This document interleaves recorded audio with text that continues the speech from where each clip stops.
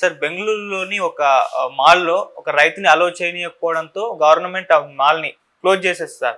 అయితే ఇప్పుడు దేశవ్యాప్తంగా కూడా ఈ విషయం పైన చర్చించుకుంటున్నారు సార్. అంటే ఒక రైతుని అలో చేయకపోవడంతో అంటే మాల్ మూసేయడం ఏంటి అని చెప్పేసి. ఏం చెప్తారు సార్ ఈ ఇష్యూ గురించి? అంటే ఏం జరిగింది సార్ అక్కడ? ఇదొక ఇంట్రెస్టింగ్ ఇష్యూ జరిగినట్టుగా మనకు అర్థమవుతుంది. లాంగ్ బ్యాక్ హైదరాబాద్లో మా ఫ్రెండ్ వరంగల్ అతను వాళ్ళ ఫాదర్ని తీసుకొని సినిమా చూపించాలి, మాల్స్ చూపించాలి.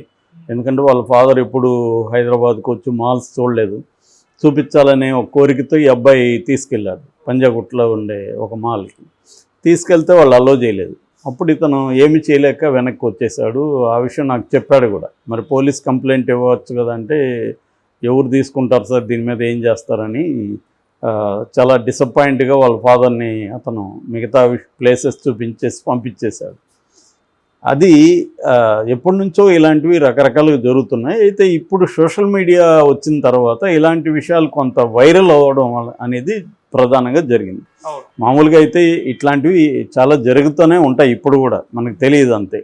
అయితే బెంగళూరులో మొన్న 16వ తేదీ నైట్ ఒక తండ్రి పేరు ఫకీరప్ప, వాళ్ళది హవేరీ అనే ఒక జిల్లా కర్ణాటకలో, కొడుకు పేరు నాగరాజు. ఇద్దరూ ఒక సినిమాకి టికెట్లు తీసుకున్నారు.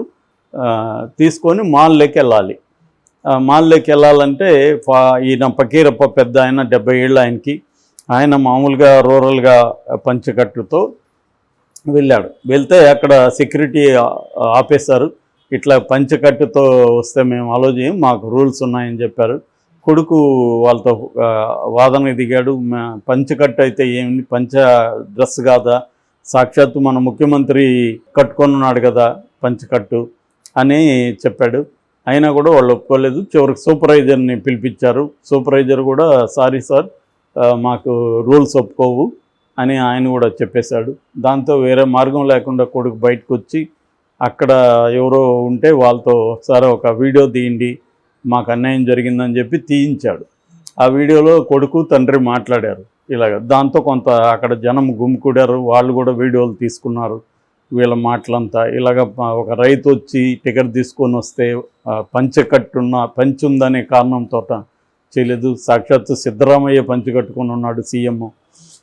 మరి అదే ఒక రైతు కట్టుకొని వెళ్తే తీయలేదు. ఇప్పటికిప్పుడు ప్యాంట్ వేసుకొని ఎక్కడ రైతు పోతాడు అని చెప్పాడు. ఆ రైతు కూడా నాకు 5 మంది పిల్లలు, 5 మందిని నేను బాగా చదివించాను, అందరూ బాగా ఉద్యోగాలు చేసుకుంటున్నారు. సో అట్లని నేను నా కల్చర్ని దాటి నేను పంచెలు వదిలేసి ప్యాంట్లు షార్ట్లు వేయలేను కదా అని ఆ రైతు కూడా చెప్తున్నాడు. ఇది ఏమైందంటే ఇది సోషల్ మీడియాలో వైరల్ అయిపోయింది. వైరల్ అయిపోయేసరికి కన్నడలో మామూలుగా కర్ణాటకలో ఏంటంటే కన్నడ సంఘాలు, భాషా సంఘాలు ఎక్కువ ఉంటాయి అక్కడ. మనకంటే కూడా తమిళ్లో కర్ణాటకలో కొంత ఈ కన్నడ యువకర సంఘ ఇవన్నీ ఎక్కడ చూసినా కనబడతాయి. నేను 97లో 3 ఏళ్ళు, 2010లో 3 ఏళ్ళు బెంగళూరులో ఉన్నాను. టోటల్గా 6 ఏళ్ళు ఉన్నాను. అందువల్ల వీధికి కన్నడ యువకర సంఘ అనేది కనబడుతుంది అనమాట. కన్నడ యువకుల సంఘం అట్లాంటి మనకు తెలుగు యువకుల సంఘం ఎక్కడ కనబడదు కదా. సో వాళ్ళకి కొంత లాంగ్వేజ్ మీద కొంత ఎక్కువ శ్రద్ధ ఉంటుంది. పైగా బెంగళూరులో ఏంటంటే ఎక్కువగా కాస్మోపాలిటన్ కల్చర్ ఎక్కువ. బాంబే తర్వాత నాకు ఎక్కువ కనబడింది బెంగళూరు. అంటే వేరే భాషల వాళ్ళు ఎక్కువ ఉంటారు, నాన్ కన్నడిగస్ ఎక్కువ. మనం కూడా తెలుగులో మాట్లాడితే అక్కడ చాలామంది ఏం ఫీల్ కాకుండా తెలుగులో మాట్లాడడానికి ట్రై చేస్తారు. నువ్వు కన్నడలో మాట్లాడని కానీ ఏమనరు. ఈ మధ్య హిందీ బ్యాచ్ అన్ని చోట్ల వచ్చేసారనుకో, అది వేరే విషయం. సో అలాగా బెంగళూరులో కాస్మోపాలిటన్ కల్చర్ ఉంటుంది. కాకపోతే ఈ మధ్యకాలంలో కొంత భాషకు సంబంధించిన ఆందోళనలు పెరిగాయి. బోర్డులు కన్నడలో పెట్టాలని ఎయిర్పోర్ట్లో కూడా ఈ మధ్య కన్నడలో పెట్టారు. తర్వాత కన్నడిగులకి ఉద్యోగాలు కార్పొరేట్ సంస్థలు ఇవ్వాలని ఒక నివేదిక కూడా వచ్చింది. సరోజిని మహిషి అనే ఒక ఆమె నివేదిక సమర్పించారు. ఆ సమర్పణ ప్రకారం కార్పొరేట్ దీంట్లో 70% నాన్ మేనేజ్మెంట్ కోటాలో, మేనేజ్మెంట్ కోటాలో 50% ఉద్యోగాలు కన్నడిగలకు మాత్రం ఇవ్వాలని దాని మీద కార్పొరేట్ సంస్థలు తీవ్ర వ్యతిరేకత తెలియజేస్తున్నాం. ముఖ్యంగా ఐటీ సంస్థలు, మేము ఈ కండిషన్ ప్రకారం అయితే మేము క్వాలిటీ ఇవ్వలేము, మేము దివాలా తీసుకోవాలి, మేము వేరే రాష్ట్రాలకు వెళ్ళిపోతామని దాంతో వెనక్కి తగ్గింది ప్రభుత్వం. సో ఇది జరుగుతుంది ఆడ ఎప్పటి నుంచో. అంటే కన్నడకు సంబంధించిన చైతన్యం అంటారు కదా, అది బలంగా ఉంది. సో ఈ నేపథ్యంలో ఈ పకీరప్పకి ఈ నాగరాజుకి జరిగిన ఈ అవమానం ఏదైతే ఉందో, వివక్ష ఏదైతే ఉందో, దీన్ని ఈ కన్నడ సంఘాలు ఇమీడియట్గా రంగంలోకి దిగాయి. వాళ్ళు దీని మీద ఆందోళన చేయడం, ఆ పకీరప్పకి సన్మానం చేయడం, ఇవన్నీ వైరల్ అయిపోయింది. దీంతో అసెంబ్లీ సెషన్స్ జరుగుతున్నాయి. అసెంబ్లీలో ప్రతిపక్షాలు ఈ ఇష్యూని బలంగా తీసుకెళ్ళిపోయి అసెంబ్లీలో గోలగోల చేసేసారు. దాంతో గవర్నమెంట్ దిగిరాక తప్పలేదు. గవర్నమెంట్ ఆల్రెడీ ఇవన్నీ జరుగుతుండేసరికి మాల్, జీటీ మాల్, ఇది మాగడి రోడ్లో ఉంటుంది, దీని పేరు జీటీ మాల్. ఈ జీటీ మాల్ వాళ్ళు ఆ సూపర్వైజర్ వీళ్ళంతా బహిరంగంగా మీడియాతో క్షమాపణ చెప్పారు. పకీరప్పకి మేము క్షమాపణ చెప్తున్నాం, మేము అలో చేయకపోవడం మా తప్పే అని.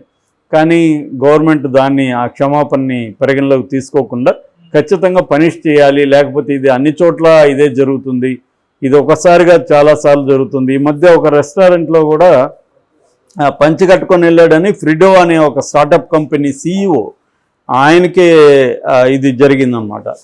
ఆయన్ని కూడా అలో చేయలేదు. ఆయన్ని వాళ్ళ స్టాఫ్ని కూడా పంచెలు ఇద్దరు కట్టుకుపోయారని వాళ్ళిద్దరిని అలో చేయలేదు. బట్ ఆయన పర్వాలేదు, నేనేమి వివక్షగా ఫీల్ కావట్లేదు, జస్ట్ నా అనుభవాన్ని షేర్ చేసుకుంటున్నానని ఆయన ట్విట్టర్లో ఎక్స్లో పెట్టాడు. అట్లాగే నమ్మ మెట్రో అంటారు వాళ్ళు, మెట్రోలో కూడా పంచి కట్టుకుపోతున్నారని మెట్రోలో కూడా అలో చేయలేదు ఈ మధ్య. సో ఈ సంఘటనల నేపథ్యంలో ఇది బాగా ఫ్లేరప్ అయిపోయింది. పైగా రైతు చాలా అమాయకంగా ఉండడం, రూరల్ దీంతో ఉండడం, ఇది మీడియాకు కూడా మంచి మసాలా అయింది. దీంతో అసెంబ్లీలో కూడా సీరియస్గా అయ్యేసరికి గవర్నమెంట్ 7 రోజుల పాటు జీటీ మాల్ని క్లోజ్ చేస్తున్నామని చెప్పారు. వాళ్ళు కూడా, జీటీ వాళ్ళు కూడా దీనివల్ల ఏమైనా ఆందోళన జరుగుతాయేమో, మన మాల్ మీద దాడులు జరుగుతాయని భయంతో వాళ్ళు కూడా మూసేయడమే కరెక్ట్ అని వాళ్ళు కూడా కొద్ది రోజులు మూసేద్దామని వాళ్ళు కూడా నిర్ణయం తీసుకున్నారు ఆల్రెడీ. గవర్నమెంట్ కూడా చెప్పింది. ఇది బేసిక్గా జరిగిన సంఘటన. దీని మీద చర్చ జరుగుతుంది. ఎందుకంటే మన రాష్ట్రంలో మన రైతుకు ఒక దాంట్లో, ఒక పబ్లిక్ ప్లేస్లో, అదేమీ వాళ్ళ ప్రైవేట్ స్పేస్ కాదు, ఒక పబ్లిక్ ప్లేస్, అది ఎవరైనా టికెట్ ఉంటే సినిమా చూడొచ్చు. అట్లని ఏదో న్యూట్గానో లేకపోతే సెమీ న్యూట్గా పోవడం కరెక్ట్ అంటే కాదు. ఆయన రైతు కూడా ఫుల్గా బట్టలు వేసుకున్నాడు. ఆయన ఏమి ఓన్లీ పంచె కట్టుకుని పైన ఏమి హాఫ్ నెక్కెడ్గా కూడా లేదు, మంచి షర్ట్ వేసుకున్నాడు, పంచె కట్టుకున్నాడు. సో ఆ డ్రెస్ కోడ్ అక్కడ ఎందుకు ఉంటుంది? అదేంటంటే ఒక షాపింగ్ మాల్, థియేటర్స్ ఇవన్నీ ఉన్నది, ఒక పెద్ద ఇది అంతే. కాకపోతే ఏంటంటే మన దేశంలో ప్రాబ్లం ఏంటంటే వివక్ష అనేది, మోడర్నిటీ వచ్చి కార్పొరేట్ కల్చర్ వచ్చినా కూడా వివక్ష కావచ్చు, అంటరానితనం కావచ్చు, ఇంకా కూడా అనేక చోట్లయితే బలంగానే ఉంది. యాంటీ ముస్లిం ఇది కానీ, నిన్న కూడా ఎవరో ఒక NRI హైదరాబాద్లో తన ఇల్లు ముస్లింలకి ఇస్తుంటే అపార్ట్మెంట్లో అబ్జెక్ట్ చేస్తున్నారని వాపోతూ పెట్టాడు. అంటే ముస్లింలకి ఇవ్వద్దండి అని.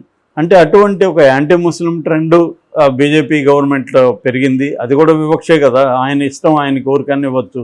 వాళ్ళ వల్ల ఏమైనా ఇబ్బందులు ఉంటే అపార్ట్మెంట్ వాళ్ళు చెప్పచ్చు, కానీ ఫలానికి మతాలకి ఇవ్వద్దని వాళ్ళు ఎలా కండిషన్లు పెడతారు? నేను బాంబేలో ఇది ఎప్పుడో చూశాను, చాలా అపార్ట్మెంట్లు ముస్లింలకు మేము ఇవ్వమని బోర్డులు కూడా పెట్టుంటాయి, వాళ్ళు ఇవ్వరు కూడా.